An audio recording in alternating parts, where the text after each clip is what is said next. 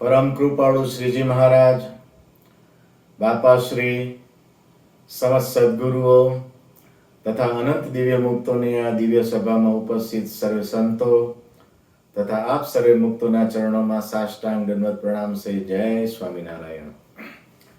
આજે તારીખ 13 એપ્રિલ 2025, ચૈત્ર વદ એકમ. આજે આપણે અનાદિમુખ શ્રી પ્રશાંતભાઈને સાંભળીશું. મુક્તોના પ્રસંગ લઈને વાત કરતા હોય છે. હું વિનંતી કરું, આવો શ્રી પ્રશાંતભાઈ. સ્વામિનારાયણ ભગવાનની જય. છેલ્લા 3 વખતથી આ ટેલી સત્સંગમાં હું ઘણા બધા બાપાશ્રી વખતના બધા જે મુક્ત મંડળ એના વિશે આપણે વાત કરતા હતા. મણિભાઈ, નાગરદાસભાઈ આદેશરા, પછી હિરજીભાઈ ચાવડા, એ જ શ્રેણીમાં આજે મારે બીજા મુક્તને વાત કરવી હતી. પણ આ ચૈત્ર મહિનો ચાલે છે અને ચૈત્ર સુદ પૂનમ, એટલે ચૈત્ર મહિનાની પૂનમ આવે છે તો સંવંત 1981ના ચૈત્ર સુદ પૂનમને દિવસે બ્રહ્મચારી મહારાજ મૂર્તિને સુખે સુખી થયા અને પોતે મૂર્તિમાં લીન થયા એ દિવસ. એટલે આ ચૈત્ર મહિનાનું આ જે વાત છે એટલા માટે આજે આપણે બ્રહ્મચારી મહારાજ વિશે વાત કરીએ. પછી આવતા વખતથી પછી બીજા મુક્ત સોમચંદ બાપા, ભૂરા બાપા, કેશવા બાપા, એ વિશે બધા વિશે વાત પછી એક આપણે લઈશું. પણ આજની ટેલી સત્સંગમાં બ્રહ્મચારી મહારાજ વિશે વાત કરવી છે. તો બ્રહ્મચારી મહારાજની વાત કરીએ તો એમના જીવન વિશે વાત કરીએ તો બ્રહ્મચારી મહારાજનો જન્મ સંવંત 1922માં મૂળી, રાધાકૃષ્ણ દેવનો મૂળી ધામ, એનું જે શાખાનગર કહેવાય, મૂળીથી 5 કોસ દૂર જે ગામ છે રામપરા, એ આપણે બહુ જ રામપરાના સત્સંગ આપણે ઘણું ખબર છે. તો એ ગામમાં, અને એ ગામમાં આપણે જાણીએ તેમ સ્વામિનારાયણ સંપ્રદાયના પરમહંસો જે બધા શ્વેત વસ્ત્રોને ભગવા કરવાની જે વૃત્તિકા જે ગામમાંથી નીકળે છે એ રામપરા ગામમાં થયો હતો. બ્રહ્મચારી મહારાજ નિર્ગુણાનંદ બ્રહ્મચારીનું પૂર્વાશ્રમમાં પોતે જ્ઞાતિએ બ્રાહ્મણ, ત્રિવેદી બ્રાહ્મણ હતા અને એમનું પૂર્વાશ્રમનું નામ નાગરદાસભાઈ હતું અને એમના પિતાશ્રીનું નામ કુબેરભાઈ અને એમની માતાનું નામ ગંગાબાઈ હતું. અને નાનપણથી જ રામપરા, એ તો મૂળીનું શાખાનગર કહેવાય એટલું નજીક, એટલે એમના પિતાશ્રી જોડે મૂળીમાં સત્સંગ કરવા અવારનવાર જતા. અને એ વખતે મૂળી મંદિરમાં સદગુરુ સ્વામી હરિનારાયણદાસજી સ્વામી ને બીજા મોટા મોટા સદગુરુઓ વિરાજમાન હતા, એમનો સમાગમ કરતા. પોતે ત્યાં આગળ પણ અને ગામમાં પણ પોતે રાત્રે કીર્તન બોલે, કથા વાર્તા કરે, હંમેશા મહારાજના પ્રસંગો વિશે વાતો કરે અને મહારાજના જે મહિમાની વાતો એ સર્વે સત્સંગીઓને પોતે ત્યાં કરે. અને પોતે નાનપણથી જ અતિશય ત્યાગ વૈરાગની રુચિવાળા હતા. ધીમે ધીમે કરીને પછી પોતાને સાધુ થઈ જવું, એટલે ત્યાગાશ્રમમાં જવું એવું નક્કી કર્યું. પછી એમના માતા પિતા જ્યારે ધામમાં ગયા ત્યાર પછી પોતે વ્યવહાર માર્ગમાંથી છૂટા થવાનો એમણે પ્રયત્ન ચાલુ કર્યો. અને પછી પોતે પોતાની થોડા દિવસ પછી માતા પિતા 2 જણા ધામમાં ગયા પછી એમના જેટલી પોતાની મિલકત હતી એ મિલકત અને જે વાવેતરની જે જમીનો હતી, ઘર હતા, એ બધું મૂળી મંદિરમાં ઠાકોરજીને શ્રી કૃષ્ણ અર્પણ કરી અને પોતે ત્યાગાશ્રમ સ્વીકાર્યો.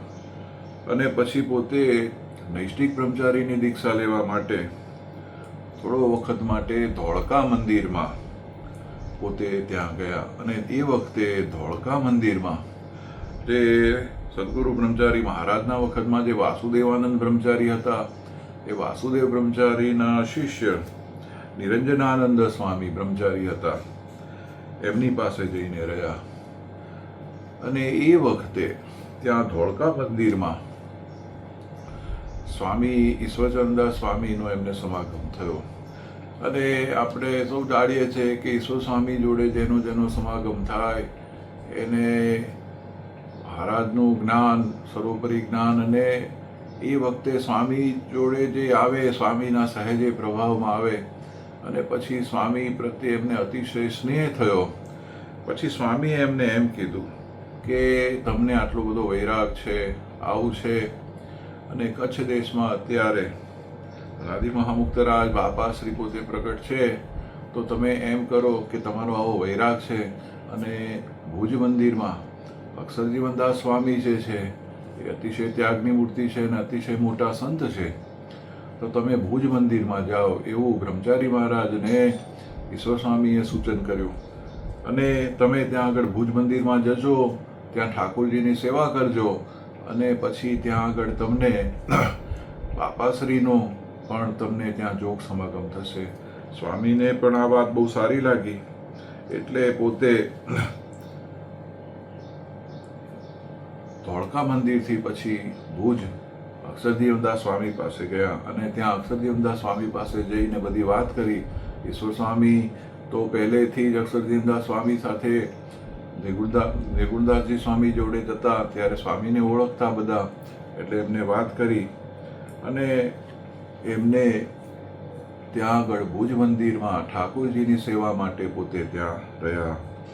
એટલે ભુજ મંદિરમાં આવીને અક્ષરજીવનદાસ સ્વામીને મળ્યા, અને પછી એ બધી હકીકત જાણી, અને પોતાની જે અતિશય ત્યાગ વૈરાગની રુચિ હતી, અને એ પહેલાં જેમ કોઈ બી સાધુ જે આવે ત્યારે થોડો વખત ત્યાં આગળ રહે, અને પછી એમને બ્રહ્મચારી મહારાજને પોતે આચાર્ય જે પુરુષોત્તમ પ્રિયદાસજી મહારાજ હતા, પુરુષોત્તમ પ્રસાદ મહારાજ એ અમદાવાદના આચાર્ય હતા, એમની જોડે નૈષ્ટિક બ્રહ્મચારીની દીક્ષા લીધી અને નિર્ગુણાનંદ એવું નામ પાડ્યું.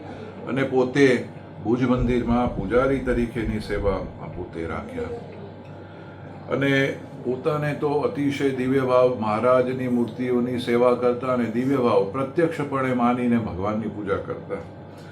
અને પોતાનો આવો ભાવથી એમની પૂજાથી મહારાજ બહુ જ રાજી થતા, અને હંમેશા પોતે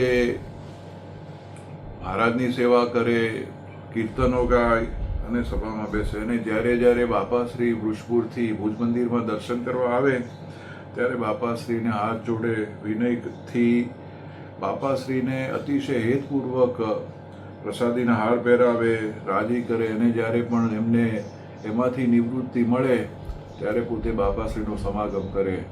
અને વાર તહેવારે અનુકૂળતાએ પોતે પાછા વૃષપુર જતા, અને વૃષપુર જઈને બાપાશ્રીનો સમાગમ કરતા. એવી રીતે એમણે દીક્ષા લગભગ સંવંત 1960માં લીધું. એમનો જન્મ સંવંત 1922માં અને દીક્ષા સંવંત 1960માં લીધી હશે. પોતાને ધ્યાનનો અભ્યાસ પણ કરતા. પછી એક વખત બાપાશ્રીને હાથ જોડીને એમને પ્રાર્થના કરી કે હે કૃપાળુ, મને મહારાજની મૂર્તિનું ધ્યાનમાં દેખાય એવી કૃપા કરો. ત્યારે બાપાશ્રીએ કૃપા કરીને બોલ્યા કે બ્રહ્મચારી મહારાજ ધ્યાન કરો, મહારાજ તમને મૂર્તિમાં રાખશે, એમ આશીર્વાદ દીધો. અને એ આશીર્વાદ વચનથી બ્રહ્મચારી મહારાજ ધ્યાનમાં બેઠા તો તરત ઊંડા ઉતરી ગયા. અને ત્યાર પછી તેજના સમૂહમાં મહારાજના દિવ્ય દર્શન થયા, અને ઘણીવાર એ જાગૃત થયા. અને પછી જ્યારે ઠાકોરજીની સેવા કરવા જાય, મંદિરમાં ગયા, ત્યાં પણ બધે મૂર્તિમાં દિવ્ય દેખાવા લાગી.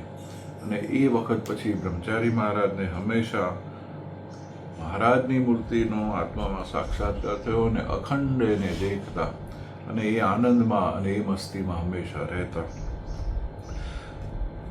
બ્રહ્મચારી મહારાજને પોતાને ભક્ત ચિંતામણી ગ્રંથ જે છે મહારાજનો જે નિષ્કુળાન સ્વામીએ જે રચેલો ગ્રંથ છે, અને એ ગ્રંથનો બહુ જ અભ્યાસ હતો, અને એમાં એ પદ્યમાં ગ્રંથ છે, અને એ જે ગ્રંથ છે એ ગ્રંથ પોતે વાંચતા બહુ જ, અને એ ગ્રંથમાં અને સત્સંગી જીવનમાં એમાં બધા જે મહારાજની લીલાઓ છે એનું જે વર્ણન છે, એમાં મહારાજની સમગ્ર લીલા, મહારાજના જન્મથી લઈને મહારાજ અંતર્ધ્યાન થયા એ સમગ્ર લીલાનું વર્ણન છે.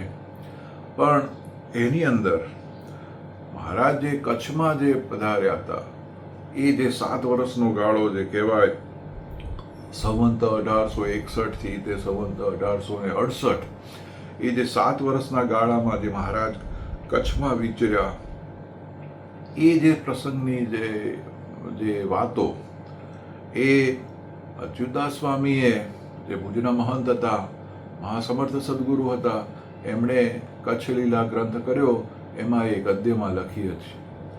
એ ઉપરાંત સંપ્રદાયના બીજા ગ્રંથોમાં જે વાસુદેવાનંદ સ્વામીએ જે સત્સંગી ભૂષણ કર્યું છે, એમાં પણ આ જે કચ્છ દેશની જે લીલાઓ છે તે લખેલી છે.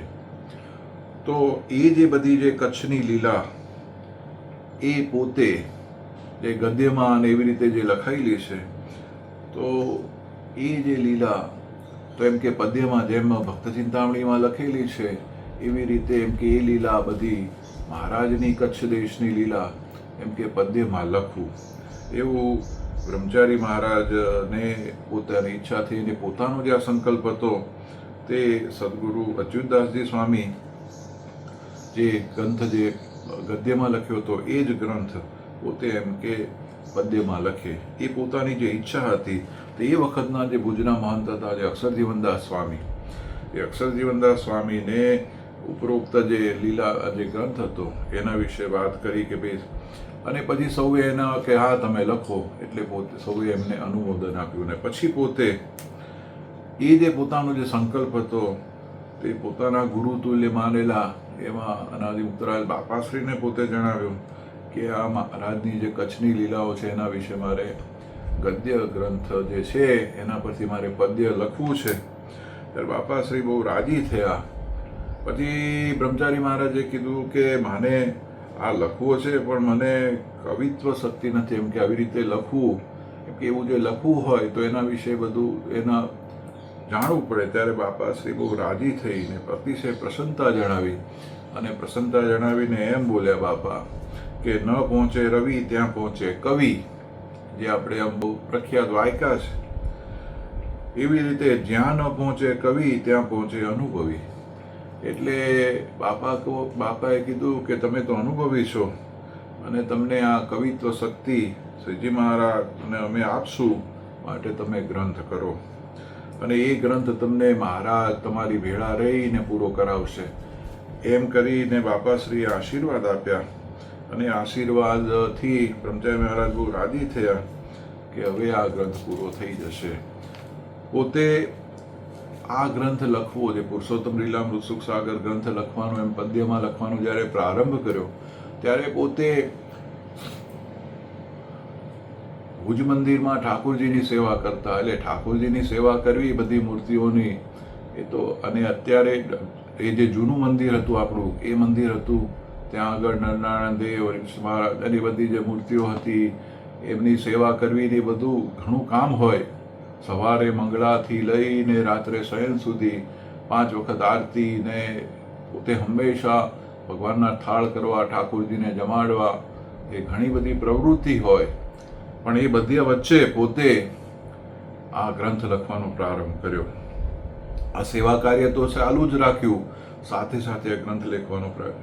તો દરરોજ પોતે રાત્રે 2 વાગ્યાથી તે 4 વાગ્યા સુધી, રાત્રે 2 થી સવારે 4 વાગ્યા સુધી પોતે લખતા, અને પછી બપોરે ઠાકોરજી પહોંચી જાય અને બીજી બધી સેવાનું કામ પૂરું થાય ત્યારે બપોરે 2 થી 4 વાગ્યા સુધી લખતા. પછી ઠાકોરજી જાગે અને સંધ્યા આરતી પહેલા ગોળીના પદ બોલાય ત્યાં સુધી લખતા. અને પછી ઉતાવળથી લખાય, ચોપાઈઓમાં કડી અને એનો પ્રાસ બેસાડવો પડે, એટલે પહેલા પોતે પાટીમાં એટલે સ્લેટમાં પહેલા લખે, અને પછી કંઈક શબ્દમાં ફેર બદલવું કે એવું કંઈ કરવું હોય તો એ પછી કરી, અને પછી એનું ફાઇનલ કાગળમાં પોતે લખી રહેતા. અને એમની જોડે થોડા ઉત્સાહી બધા હરિભક્તો પણ જોડે જોડે એ લખાણ કાર્યમાં અને જોડાય. આવી રીતે સતત પ્રયત્ન કરીને પુરુષોત્તમ લીલામૃત સુખ સાગર ગ્રંથ એમને 6 થી 7 વર્ષના સમયમાં ભુજ મંદિરમાં રહીને એમને ગ્રંથ પદ્યમાં સંપૂર્ણ કર્યો. એટલે કેવી જબરી વાત. આપણે તો વિચાર કરીએ કે આટલું બધું કામ વચ્ચે મહારાજની, અને પછી મહારાજની જે સેવા કરે તો એક પ્રસંગ છે આપણને ઘણી જગ્યાએ આપણે સાંભળેલો છે. મહારાજની મૂર્તિની જે સેવા કરતા તો મહારાજને પ્રત્યક્ષ માનીને સેવા કરતા. તે જે ભુજ મંદિરમાં જે મહારાજ પંચધાતુની બધી મૂર્તિઓ છે, મહારાજની મૂર્તિઓ છે, તો બાપાને એમ કે બાપા એ તો એમ કે મહારાજ પ્રત્યક્ષ છે, એ તો વાત સાચી છે, અને હું પ્રત્યક્ષ મહારાજને જાણીને સેવા કરું છું, પણ એમ કે આ મૂર્તિઓ તો એકદમ પહેલા મહારાજના પગ તો ચરણ તો કેવા મહારાજના પોતે સેવા કરતા હોય, ઓઢાડતા હોય ભગવાને, ત્યારે મહારાજના પગ દાબે પ્રેમથી. તો કે મહારાજના પગ તો કઠણ છે. તો બાપા કે નાના મહારાજના પગ તો એકદમ પોચા છે, રૂ જેવા પોચા છે. તો કે એમ.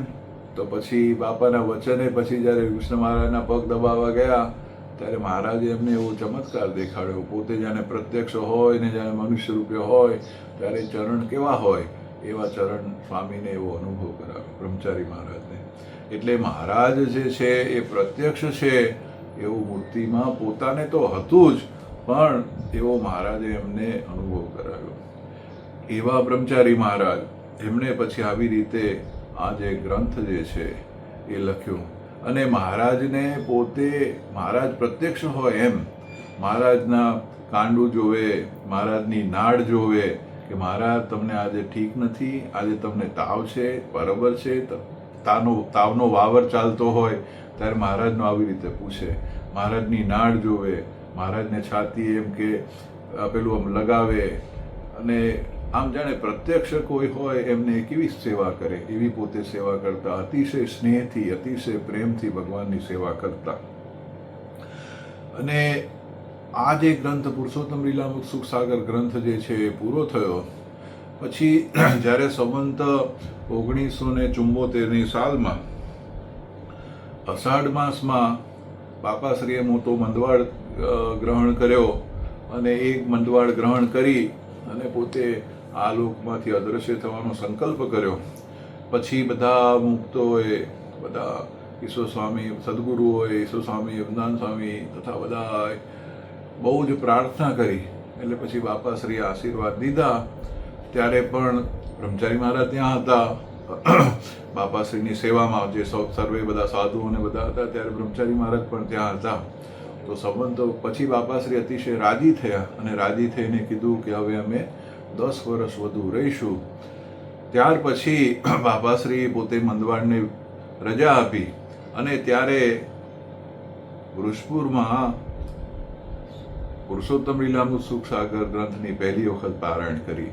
અને એ જે પારાયણ પહેલી વખત થઈ ત્યારે એ પારાયણના વક્તા તરીકે ઈશ્વર સ્વામી અને ગ્રંથ કરતા પોતે બ્રહ્મચારી મહારાજ એ બેવે થઈ અને આ ગ્રંથની રચના કરી અને પારાયણ કરી. અને જે ગ્રંથકાર જે હતા એમણે પોતે પ્રથમ વખત બાપાશ્રીની સામે સંવંત 1974માં પુરુષોત્તમ લીલામૃત સુખ સાગરની પારાયણ કરી. અને એ જે ગ્રંથનું પારાયણ થયું એમાં બાપાશ્રી પોતે ઘણી વખત વચમાં વાત કરતા, અને બાપાશ્રી ગ્રંથની સભામાં વંચાય ત્યારે સૌને સમજાતા, અને કોઈ વખત એમાં કંઈક કરેક્શન કરાવવું હોય તો બાપાશ્રી પાછા કરાવતા, અને એ ગ્રંથ એવી રીતે તૈયાર થયો. પછી આ જે પુસ્તક હતું એ બ્રહ્મચારી મહારાજે તૈયાર તો કરી દીધું. પછી સંવંત 1981માં એકદમ સ્વામીની તબિયત બગડી, અને એમને ઓચિંતો જેમ કહેવાય ને અતિશય મંદવાડ થયો. અને એ વખતે પછી પોતે મુનિ સ્વામી કેશવપ્રિયદાસજી સ્વામી પુરાણી સ્વામીને બોલાવી અને આ ગ્રંથ હતો એ એમને આપ્યો. અને એ વખતે સ્વામીને કીધું કે હવે તમને ઠીક લાગે તેમાં શોધી અને આ ગ્રંથને પછી તમે છપાવજો.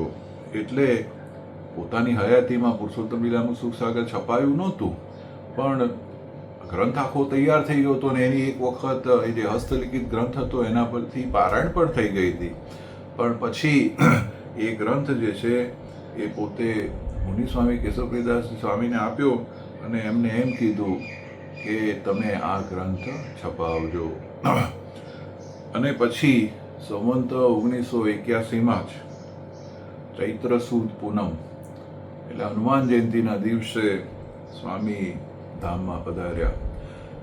એટલે આજનો ટેલી સત્સંગમાં આમ તો મારા ગ્રોસરી ભક્તની વાત કરતા હતા, પણ આ ચૈત્ર સુદ પૂનમ આ અઠવાડિયામાં આવે છે એટલા માટે બ્રહ્મચારી મહારાજ વિશે મારે વાત કરવી એમ મને થયું, એટલે આજે બ્રહ્મચારી મહારાજ વિશે વાત કરી. બ્રહ્મચારી મહારાજના તો ઘણા પ્રસંગો છે જીવન ચરિત્રમાં, જીવન વૃત્તાંતમાં. જીવન ચરિત્ર જે સોમચંદ બાપાએ જે પુસ્તક લખ્યું છે એમાં પણ સ્વામીને જે અતિશય હેત હતું એ હેત વિશે, એ બ્રહ્મચારી મહારાજનું બાપાશ્રી પ્રત્યે જે હેત હતું એના ઘણા બધા પ્રસંગો એ જીવન ચરિત્રમાં, જીવન વૃત્તાંતમાં આપણે જોયા છે, વાંચ્યા છે, સાંભળ્યા છે. અને બ્રહ્મચારી મહારાજ ની જોડે એ બધા જે બાપાશ્રીના હિતવાળા જે ભુજમાં બધા જે હરિભક્તો હતા, મગનભાઈ, મોતીભાઈ સોની, વિઠ્ઠલજીભાઈ દવે, ભોગીલાલભાઈ, બધા મુક્તો હતા, એના જોડેના ઘણા પ્રસંગો. વિઠ્ઠલજીભાઈ બાપુજી વિઠ્ઠલજીભાઈ દવે પણ એમના એક ઓડિયો કેસેટમાં એમણે બ્રહ્મચારી મહારાજ જોડેના કેવા સંબંધો હતા એ વિશે વાત કરે છે. એની પણ થોડી વાત કરું. કલ્યાણભાઈ પણ ઘણી વખત વાત કરે છે કે કચ્છના સત્સંગમાં બાપાશ્રીને જેમ છે એમ ઓળખવા માટે અને બાપાશ્રીનો મહિમા અને બાપાશ્રીની વાત એ જે કચ્છમાં, એટલે બ્રહ્મચારી મહારાજે અને મુનિ સ્વામી, ઈશ્વર સ્વામી, વૃંદાવન સ્વામી, બે સદગુરુઓ તો આવે, બાપાશ્રીનો સમાગમ કરે, એમની તો શું વાત કરવી. પણ કચ્છ પ્રદેશમાં બ્રહ્મચારી મહારાજ અને મુનિ સ્વામીનો અદ્ભુત પ્રતાપને લઈ અને બાપાશ્રીને જેવા છે તેવા ઓળખવામાં પોતે અતિશય ભાગ ભજ્યો. અને એ જે પુસ્તક હતું, એ પુસ્તક જે પુરુષોત્તમ લીલામૃત સુખ સાગર, એ પુસ્તક તો પોતે લખ્યું, એમાં મહારાજની લીલા લખી. અને પછી બીજું પુસ્તક પોતે બાપાશ્રીના જીવન વિશેનું પદ્યમાં અનાદિમુક્ત ચરિત્રામૃત, એ બે મોટા ગ્રંથ, બે ભાગમાં, પૂર્વાર્ધ અને ઉત્તરાર્ધ બે ભાગમાં, એ પણ બ્રહ્મચારી મહારાજે લખ્યું. અને એ પુસ્તક પણ પોતે મુનિ સ્વામીને આપ્યું અને પછી મુનિ સ્વામીએ એ પુસ્તક પણ પછી છપાવ્યું. પુરુષોત્તમ લીલામૃત સુખ સાગરની પ્રથમ આવૃત્તિ એ જે બ્રહ્મચારી મહારાજે લખ્યું હતું એ એમની એમ એ પ્રથમ સંવંત 1991માં છપાઈ, પણ એ વખતે શોધન કર્યા વગર છપાઈ. એ વખતે બધાને એમ થયું કે સ્વામી એનું છે અને સ્વામી અંતર્ધ્યાન થયા પછી એટલે એ તરત છાપ્યું. પણ પછી એ વખતે પછી એ જે પહેલા વખતની આવૃત્તિ હતી એ થોડા વખત પછી ખલાસ થઈ. પછી સંવંત 2016માં બધા એ હરિભક્તો જે હતા એમને કીધું કે આપણે આ ગ્રંથ ફરીવાર છપાવીએ, કારણ કે મળતો નહોતો. એટલે પછી મુનિ સ્વામીને બધાએ વિનંતી કરી કે આ ગ્રંથ તમે ફરી છપાવો.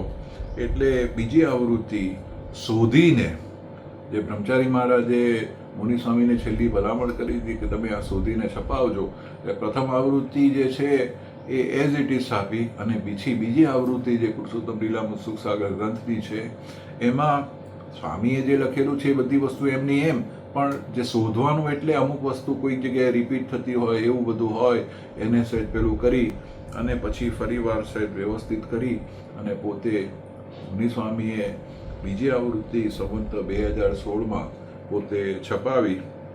અને એ જે છપાવી એની હકીકત જે છે ધર્મકિશોરદાસ પુરાણી સ્વામી તથા અમદાવાદના પુરાણી હરિપ્રસાદદાસજી સ્વામીને જણાવી, એમને પણ પ્રસન્ન થઈને કીધું કે આપણે આ છપાવી આવી રીતે. જ્યારે પ્રથમ આવૃત્તિ જ્યારે છપાવી ત્યારે પણ એની સેવા સોમચંદ બાપાએ કરી હતી. અને આ જ્યારે બીજી આવૃત્તિ જ્યારે છપાવવાની થઈ ત્યારે જે મુનિ સ્વામીએ આખી જે મેન્યુસ્ક્રિપ્ટ હતી એને પોતે પાછી એ મેન્યુસ્ક્રિપ્ટને તૈયાર કરી, એમાંથી શોધન કર્યું અને પછી એમાં પણ સોમચંદ બાપાએ મુનિસ્વામીને સાથે રહી અને એ પુનઃ આ ગ્રંથનું બીજી આવૃત્તિનું પ્રસાર કર્યું. આવી રીતે પુરુષોત્તમ લીલામૃત સાગર અને અનાદિમુક્ત ચરિત્રામૃત એ બે ગ્રંથ બ્રહ્મચારી મહારાજના જે છે, એટલે આજની તારીખે, એટલે આ અઠવાડિયામાં ચૈત્ર સુદ પૂનમ જે બ્રહ્મચારી મહારાજની અંતર્ધ્યાન તિથિ છે, એ નિમિત્તે બ્રહ્મચારી મહારાજને યાદ કર્યા. અસ્તુ. જય સ્વામિનારાયણ. ખૂબ ખૂબ ધન્યવાદ શ્રી પ્રશાંતભાઈ. ગઈકાલે ચૈત્ર સુદ પૂનમ બ્રહ્મચારી મહારાજની અંતર્ધ્યાન દિન, એ બ્રહ્મચારી મહારાજની વાત એ પ્રસંગને નિમિત્તે, એ દિવસને નિમિત્તે કરી. ખૂબ સરસ વાત કરી. એક વાત મને થોડીક યાદ આવે છે. બ્રહ્મચારી મહારાજનો એક પ્રસંગ છે, એ કહી દઉં. બળદિયા ગામ માટેનો એ યાદગાર છે. બળદિયાની અંદર બાપાશ્રીની વાતોમાં એક વાત આવે, ઝીણોભાઈ એમનું નામ પરબતભાઈ.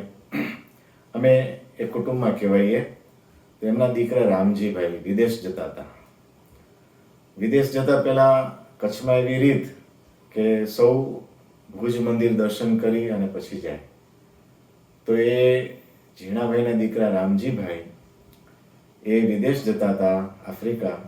એટલે બ્રહ્મચારી મહારાજના દર્શન કરવા ગયા અને કચ્છમાં બ્રહ્મચારી મહારાજનું ખૂબ મોટું નામ, બધા હરિભક્તો એના ભાવથી વંદન કરે, નમન કરે. એટલે ત્યાં ગયા ત્યારે બ્રહ્મચારી મહારાજને કીધું કે આવી રીતે હું વિદેશ જાઉં છું. ત્યારે બ્રહ્મચારી મહારાજ એવું કીધું કે બાપાશ્રીના દર્શન કરીને આવ્યા છો? ત્યારે રામજીભાઈએ એવું કીધું કે ગઈકાલે દર્શન કરવા ગયો હતો અને મળી આવ્યો છું. એટલે બ્રહ્મચારી મહારાજ એને પાછા મોકલ્યા કે આજે ફરીથી તેમના દર્શન કરી આવો એમ. એટલે આમ તો નીકળી ગયા હતા એ વિદેશ જવા માટે. પૂછતી પછી જ્યાંથી નીકળવાનું હોય ત્યાંથી પહેલાં તો માંડવીથી પણ જતા, બોટમાં બેસીને, એવું બધું હતું એમ. એટલે ત્યાંથી માંડવી થઈને નીકળવાનું હોય. પણ ફરી પાછા બળદિયા આવ્યા, બાપાશ્રીના દર્શન કર્યા અને પછી માંડવી થઈને નીકળ્યા. પણ પ્રસંગ એવો બન્યો કે પછી આફ્રિકાની અંદર જે હબસી લોકોએ એમને કેદ કર્યા અને એમને જે એ તો બધા નર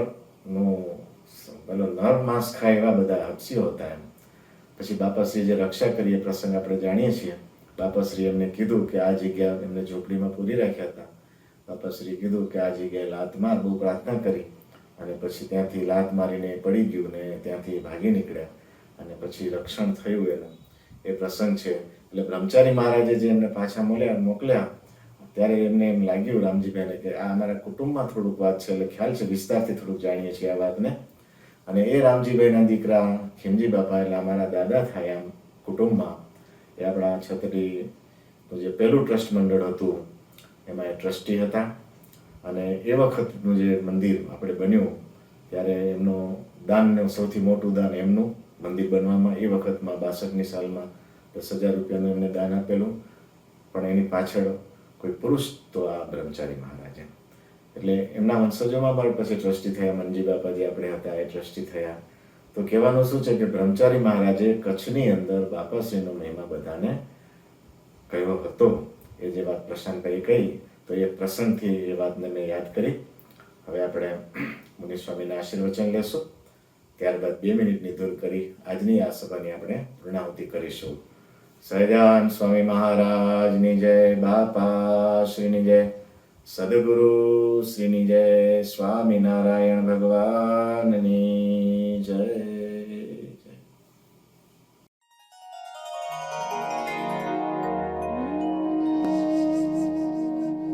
ત્યારે મહારાજ કે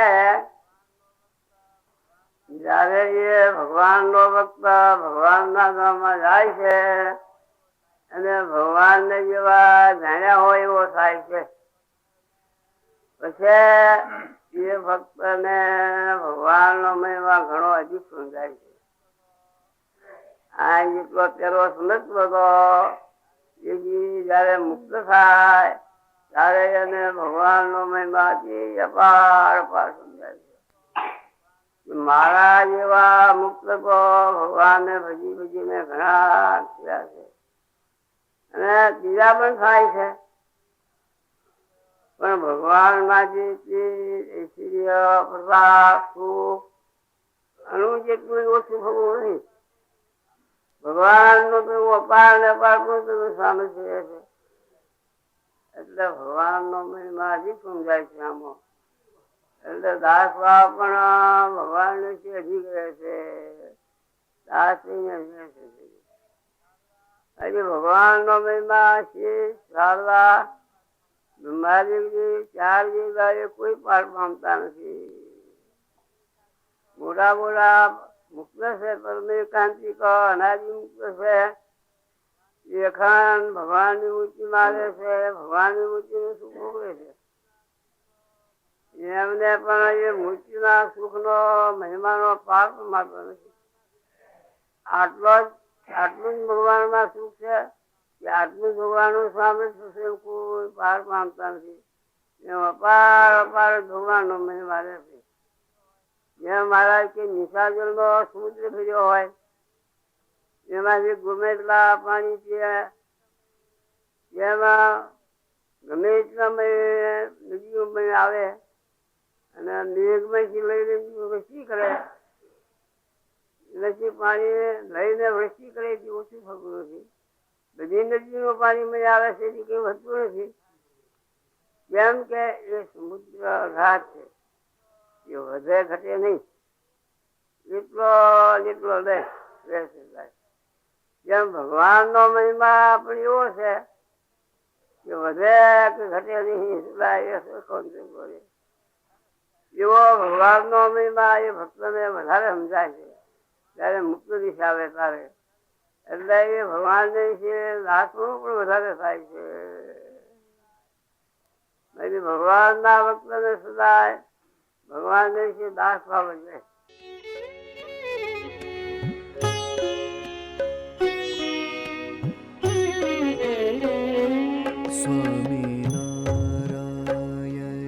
સ્વામિનારાયણ